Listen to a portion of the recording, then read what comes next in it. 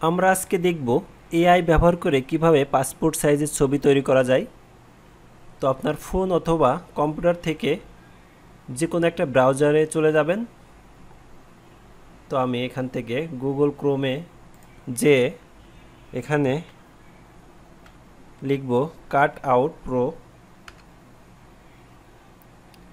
এখানে যাওয়ার পর উপরের এই অপশনটিতে একটা ক্লিক করবেন।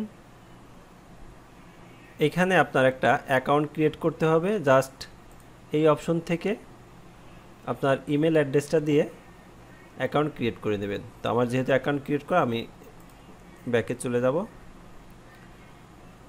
অ্যাকাউন্ট ক্রিয়েট করার শেষে নিচের দিকে দেখবেন এখানে লেখা আছে পাসপোর্ট ফটো মেকার। জাস্ট এইখানে একটা ক্লিক করবেন। আপলোড ইমেজ, অর্থাৎ আপনার ফোন অথবা কম্পিউটারে থাকা যে কোনো একটা ইমেজ, অর্থাৎ আপনি যেটা পাসপোর্ট সাইজ করতে চাচ্ছেন সেটা এখান থেকে ওপেন করবেন। তো আমি আমার ডেস্কটপ থেকে যে কোনো একটা ছবি এখানে ওপেন করব। তো আমি এই ছবিটাই ওপেন করলাম। তো এখানে লোডিং হতে একটু সময় লাগতে পারে, আপনারা অপেক্ষা করবেন। এখান থেকে জাস্ট আপনারা যে কটা ছবি চাচ্ছেন, যে সাইজ চাচ্ছেন, সেই সাইজটা এখান থেকে সিলেক্ট করে দেবেন। তো আমি 4:6 একটা পেজ নিলাম। আর ব্যাকগ্রাউন্ড রিমুভ হয়ে ছবিটি অটোমেটিক এখানে চলে আসছে। এখন ব্যাকগ্রাউন্ডে ক্লিক করে এখান থেকে আপনি যে কোনো একটা ব্যাকগ্রাউন্ড ইউজ করতে পারতেছেন। এরই নিচে যদি চান এখান থেকে আপনার ড্রেস চেঞ্জ করতে পারবেন। তো আমি এখান থেকে যে কোনো একটা ড্রেস এটা অ্যাপ্লাই করে দিব।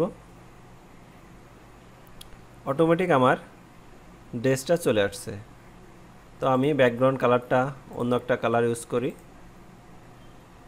এখন ক্রপে ক্লিক করে এখান থেকে আপনি যদি A4 সাইজে ক্লিক করেন, তো A4 সাইজে অনেকগুলো ছবি এখানে পাসপোর্ট সাইজে চলে আসবে। এখান থেকে ডান ইউজ করে ছবিটা এরকম ছিল, অনেকগুলো পাসপোর্ট সাইজ ছবি চলে আসছে। এখান থেকে ডাউনলোড একটা ক্লিক করে আপনি ছবিগুলো ডাউনলোড করে নিতে পারতেছেন। এটা আমার ডাউনলোড হওয়ার পরে আমরা এখান থেকে দেখি যে আমরা ফটোশপে নিয়ে এখন যদি এটা প্রিন্ট আউট করি, খুবই সুন্দর শর্ট টাইমে আপনারা এভাবে পাসপোর্ট সাইজের ছবি তৈরি করতে পারবেন। ভিডিওটি কেমন লাগলো জানিয়ে কমেন্ট করবেন এবং বন্ধুদের মাঝে শেয়ার করতে পারেন।